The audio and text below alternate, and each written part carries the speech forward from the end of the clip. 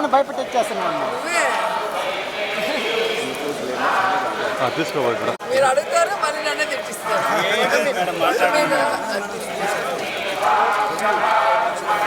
మాట్లాడండి మేడం, మాట్లాడంటారు వదిలేదు.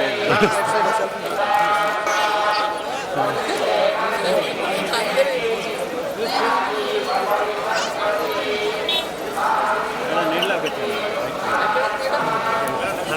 కాలు కాదు.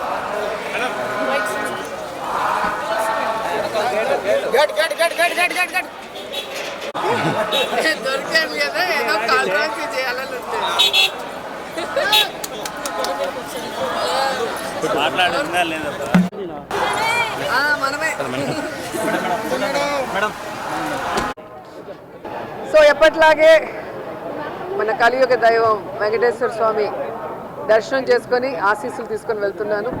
అండ్ ఈరోజు అందరూ కూడా రావటం మీరు అందరూ గమనిస్తున్నారు.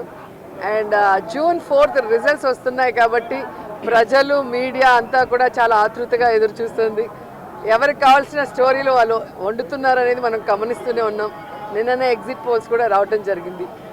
ఎవరు ఏం ఎగ్జిట్ పోల్స్ ఇచ్చినా, ఎక్కడ ఏం డిస్కస్ చేసినా ఫైనల్గా జరిగేది సెకండ్ టైం జగనన్న సీఎం. ఎందుకంటే ఈ రాష్ట్ర ప్రజలు సంక్షేమానికి అభివృద్ధికి పట్టం కట్టడానికి రెడీగా ఉన్నారు కాబట్టి మహిళలు, ముసలి వాళ్ళు పెద్ద ఎత్తున రాత్రి 9 అయినా కూడా ఎదురు చూసి ఓటింగ్ వేసి వెళ్ళటం మనం అందరం కూడా గమనించాం. సో మనకి స్వాతంత్రం వచ్చిన తర్వాత ఇంత పెద్ద ఎత్తున సంక్షేమాన్ని, అభివృద్ధిని ప్రజల కోసం అందించిన ఏకైక ముఖ్యమంత్రి జగన్మోహన్ రెడ్డి గారు.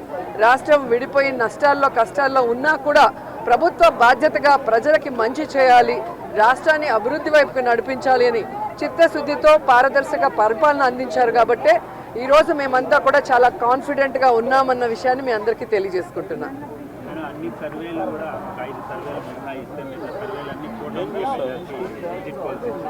ఈరోజు కూటమి కొత్తగా పెట్టుకున్న కూటమి కాదు, ఆల్రెడీ 2014లో పెట్టుకుంది. అప్పుడైతే కొత్త కాంబినేషన్ కాబట్టి ప్రజలు ఎక్స్పెక్ట్ చేసి ఓట్లు వేశారు. కానీ 2014లో అక్కడ ఇక్కడ 2 చోట్ల కూడా కూటమి అధికారంలోకి వచ్చినా కూడా ఈ రాష్ట్రాన్ని సర్వనాశనం చేసింది. కానీ ఈ రాష్ట్రానికి ఇవ్వాల్సినది ఏమీ ఇవ్వలేదు, ఏమీ అభివృద్ధి చేయలేదు అన్నది ఈ రాష్ట్ర ప్రజలు గమనించారు. కాబట్టే ఈరోజు ఆ కూటమికి క్రేజ్ లేదు అనేది మీకు తెలుసు, మాకు తెలుసు.